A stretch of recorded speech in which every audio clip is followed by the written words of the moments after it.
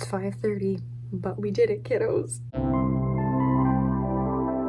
Hi everybody, my name is Maddie and welcome back to my channel, or thanks for joining us if you're new here. And today is my last installment in my Canada Reads series. For those of you who don't know, Canada Reads is Canada's annual title fight where 5 Canadian books are defended by 5 Canadian celebrities. It starts on Monday the 28th, and then what will happen is each day they will have like a debate for about an hour, and at the end of the day they will vote a book off, and they keep doing this until there's one book left, which is the book that all of Canada should read.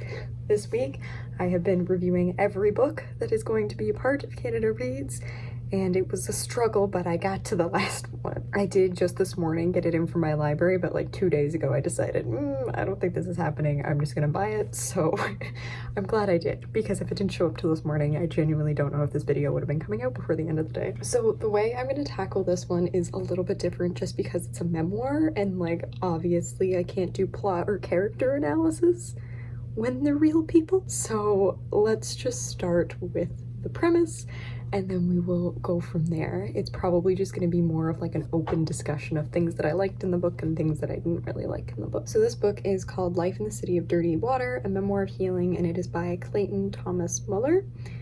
The description is an electrifying memoir that brings together the urgent issues of Indigenous rights and environmental policy from a nationally and internationally recognized activist and survivor.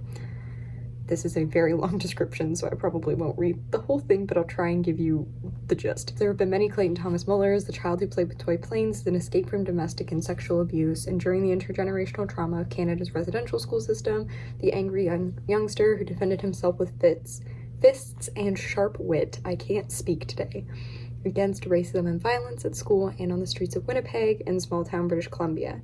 A tough teenager who at 17 managed a drug house run by members of his family and slipped in and out of duty, operating in a world of violence and pain. But behind them all, there was another Clayton, the one who remained immersed in Cree spirituality and who embraced the rituals and ways of thinking vital to his heritage, the one who reconnected with the land during summer visits to his great-grandparents' trapline in his home territory of, I'm gonna buck this up, hold on, give me a second, Puktagawan? I'm gonna Google someone saying it. Alright, I can't find a video of anyone saying it. I'm trying to find one because I hate when people just don't do the research and fucking butcher Indigenous words. It pisses me off, but I'm gonna say Puktagawan and apologize if I have fucked that up. Mostly going off like the way that I would read an Ojibwe word, and I know that this is a Cree reserve, so it might be a thing. But anyways, it's this version of Clay that ultimately triumphed, finding healing by directly facing the trauma that he shares with Indigenous people around the world. Now a leader organizing and an activist on the front lines of environmental resistance, Clayton brings his warrior spirit to fight alongside the ongoing assault on Indigenous people's land by Big Oil. I guess writing is probably the next best place to start. So the way that the book is written is it's done in a very conversational manner, and that I think is both to like a benefit and a detriment of the book, because I mean, if you know any Indigenous people, like it's very, very conversational, very like storytelling. That's where like the oral history comes from, and it definitely feels like you're sitting down at a table having a conversation with him. The only thing is that can make it a little bit difficult to follow like the threads of the story sometimes, because it like jumps around the place. You know how like when you start telling a story to someone and then you're like, oh shit, I forgot this key detail that they're gonna need to know for this other thing to make sense later? There's a lot of that going on. I am also very confused because at one point in the book he says his son was born on June 31st. That's not a real day. I don't know if that's like a publishing mistake or if there's something that I'm missing out on. Unless it's like an Indigenous thing that like we don't say July 31st because it's Canada Day and fuck Canada. I mean, fuck the colonial nation state that is Canada, while I'm also, being Canadian and Indigenous is a complicated thing. That's a story for another time. Maybe that's why they say June 31st. I need to ask my mom and aunt, who also read this book, if they were also confused about that. But yes, that's one thing that I think like the book benefits, because it's very easy to read. You know, sometimes memoirs can be difficult depending on how it's written, and it's very easy to like fall into that conversation with him. Talk a little bit more about things that I liked about this book, and I kind of will go through some of the key, like hit some of the key points as I go along. But essentially, I think this book starts when he's kind of younger, and then even though it like kind of goes back and forth, it's like mostly moving in a forward motion. And I think one of the things that I really enjoyed about this book is the way that there is no clear before or after. And I think with a lot of books dealing with trauma, sometimes it's like people want there to be like, this is when I got better and then everything was upwards from here, but like also recognizing the complexities of like living and surviving through trauma, particularly intergenerational trauma, and the ways that it will continue to be present in your life, even though like externally facing it seems like you have all your shit together. In the background there's all this other stuff going on. For Clayton, that manifests in, you know, him being this activist, working with all these companies, traveling and helping to, you know, advocate for Indigenous rights, and then on the side like still struggling with dealing with his trauma and using drugs as like a way to manage that, and also like selling or helping people get access to drugs as well as a way to bring some extra income into his family. And there's like so many complicated layers to that, but I really appreciate that he doesn't shy away from the rawness of it. He's like, you know, I didn't have all of, like, even though it seems like I had all my shit together and I came out the other side of it, like this is something that I always carry with me, I continue to struggle with, and I continue to try to work to get to the other side. And I think that's something that was really nice for me to read, because I think a lot of the times with my own experience, there's this idea of like, shouldn't you be over it by now, from like how long ago that things happened. And I think it's really important to acknowledge that like trauma exists without a timeline. Like, you know, it impacts you when it impacts you, and it can come up years later down the line. You could be perfectly fine and then something throws you off and you're back where you were 5 years ago. It's just the way that it works, and whatever the path of healing is, that's matters. The other thing that I thought was really interesting about this book was reading about like the environmental impacts and like connecting that with Indigenous spirituality. Like for Indigenous people, the land is very important to us. That's something that like I can relate to, being on like my home community, like my reserve where my grandparents live. I love being there. There's just something about the space that is so grounding to me and makes me feel like so at home and at peace in the water and on the land. And there might be moving soon, so that's something that like I'm really going to miss, being able to have some place where I have that connection and I'm able to be, you know, one with Mother Nature and with all the spirits that exist around us. I think the important thing that he acknowledges is the fact that Indigenous people have been doing this work, this kind of environmental justice work, for years and no one was listening to them, and then all of a sudden like white organizations come along and start doing this advocacy work, and the importance for like those organizations to also recognize their place and make sure that Indigenous voices are uplifted and heard, because it is their spirituality, culture, and way of life that is also being destroyed. And I thought that was something that was really interesting. For me too, I worked for Ontario Power Generation for one summer, and I was in their Indigenous Relations office, and you know, that organization doesn't hide the fact that like their predecessor that they were did like terrible negotiations with Indigenous people.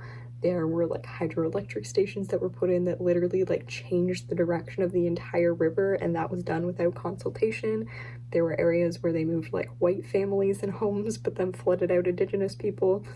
So for me, when I was doing that work and being a part of that organization, a lot of it was about the process of reconciliation and like learning, you know, I was only there for a summer, but like learning about how corporations can be better with the duty to consult, but also how do we undo the harms of the past, while also like recognizing that a lot of these things have permanently changed the land and the landscape in ways that can't always be undone, or that it's going to take a really long time for the land to heal from. And the more that we continue to damage and harm the land, the even longer it is going to take for the land to heal. So it's a process. It is a whole process. But yeah, it's really important to acknowledge, you know, I've had conversations in classrooms where we've talked about Autumn Pelche, who is a water warrior from Wikwemicong First Nation and has done a lot of advocacy work for protecting the rights of the water.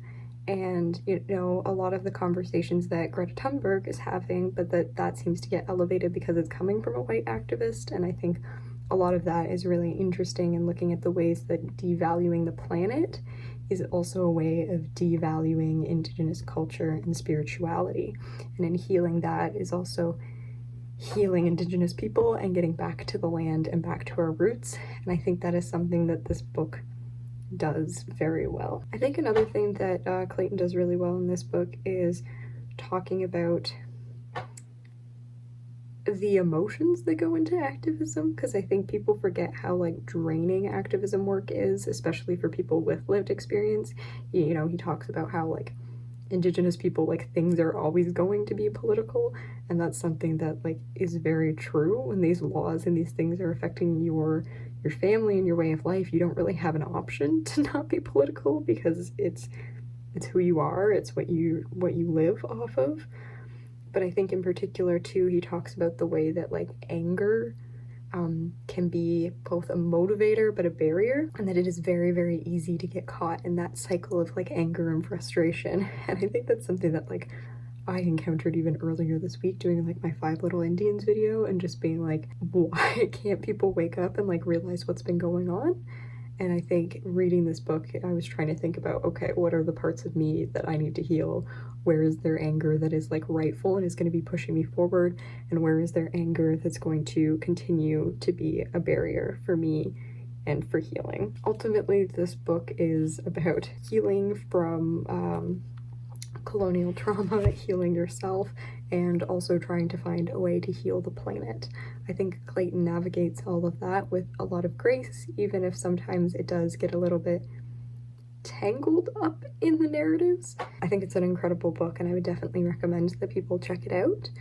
To talk about like, does it connect us? I think that this book is probably the best of them, like one of the best of the 5 that helps connect people, because connection is one of the core things that Clayton talks about. He talks about like, you know, the way that we are all connected to each other, and the land is connected to each other, and the water is connected to each other, and the animals and spirits and everything, and the way that that all comes together, and how understanding that connection and how our actions and things that we do impact other people is really important. But he always grounds it in that sense of like community and humanity. And I think because this book like is the one that most explicitly talks about connection, that's a really strong point for it to be a contender, with that being the theme this year. Is I think that they'll be able to ground a lot of the discussion in the fact that this book is rooted in an understanding of a global community and Indigenous sovereignty, and that Indigenous sovereignty doesn't have to be in conflict with like other people who are not Indigenous, and how like Indigenous and non-Indigenous people are connected, and like true reconciliation relies on that connection and that community in order to value Indigenous lives and ways of life, to help heal our planet and our communities and be able to move forward. Yeah, so I know this video is probably a little bit shorter, but because it is a memoir, it's a little bit different to talk about. That is everything. Sorry this one is a little late, but I got there. If you have read this one, feel free to give me your thoughts down below. I've been love hearing from you all this week. Yeah, and if you end up watching the competition, have some other thoughts you want to share, come back, drop us a comment. We love to read them. I say we, like I am more than one person again. In the meantime, make sure you like this video and subscribe and ring the bell if you want to get notifications when I post new videos. My Storygraph and art Instagram are linked down below if you want to follow me there. And otherwise, I'm gonna go take a little break from trying to cram in 5 videos in 1 week. Thank you so much for coming on this journey with me. I hope you have enjoyed all of these reviews and that they've given you a little bit more context for the competition next week. I know I will be listening along every day and thinking a lot, so we'll see if it changes any of my perspectives on these books. Thanks again, and until the next video, stay kind.